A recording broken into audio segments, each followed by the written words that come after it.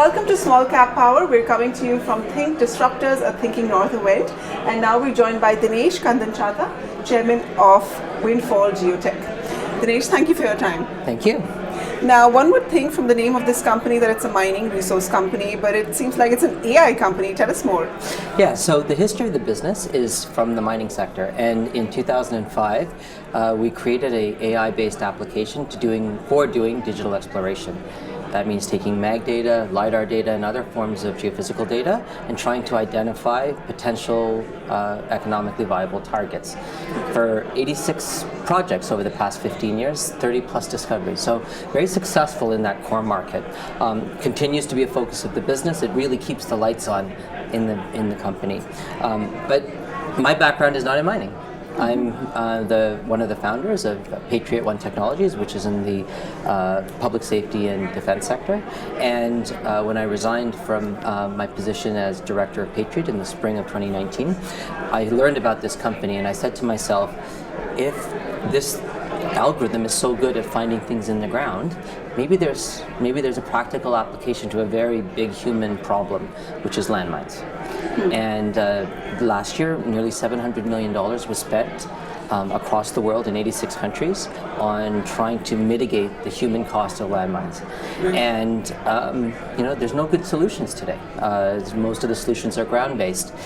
And so I took a really close look at the technology, and we've spent the last year putting together a business plan that will allow us to access this market.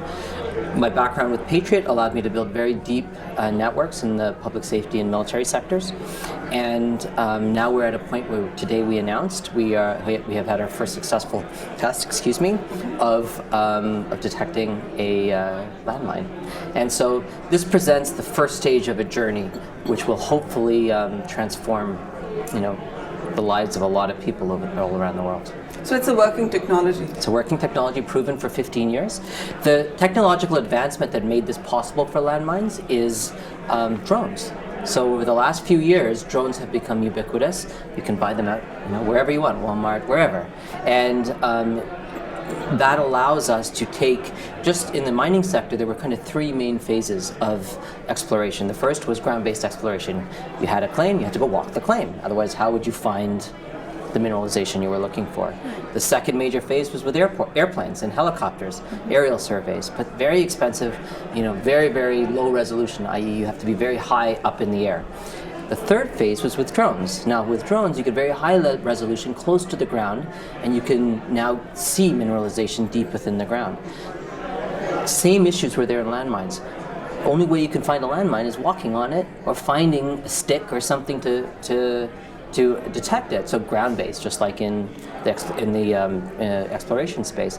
Today, drones allow us to save human lives by not forcing an armed forces professional to actually go do that. They can pilot a drone, identify where the potential landmines are with the help of an algorithm, and hopefully reduce that 50 square kilometer contaminated area to a few hundred feet. And that reduces the cost exponentially and frees up land for farming and playgrounds and everything else. Amazing. I see a social aspect to what you're doing, using technology for good. Yeah, this is the essence. At Patriot, we saw the situation at Sandy Hook and where children were getting shot in schools, and the Patriot founders, what brought us together was the quest to try to make that a thing of the past, so we wouldn't have to hear it on the news anymore. Sadly, it's still in the news, but we're making significant progress, and we leverage technology and AI to be able to help solve that problem. I want to do the same thing here. Amazing. So who are going to be your partners, your clients? Who will you pitch this technology to? Today it's mostly governments. One of the great benefits of working on the Patriot project over the past 4 or 5 years was I was able to build very strong relationships with incredible military personnel, professionals who have been in the public safety and special forces, who are putting their lives every day on the line so we can all be safe. The sad reality is they've had to deal with anti-personnel mines in their daily lives and their service lives. So when I started talking about this problem, went back to that network and I said, well, this is a major problem for active personnel, also for civilians. What do you guys think? If we could solve this, would you guys be willing to work with us? Because at the end of the day, you still need a skilled operator, you need connections in the government and with military contracts. And so I haven't had, unequivocally it was yes. If you guys can provide a solution, we will take it into our networks, we will take it into our relationships, and let's move this thing in a meaningful way. And so that's the channel to market. We're a technology company. We're not a field engineering company. So we will rely on that channel network to be able to augment our core technology. Now the theme of today's event is disruption. Yep. We're featuring disruptive companies. How do you fit in this cool gang? Because we see cannabis companies here, other tech companies. How do you sell your investment story?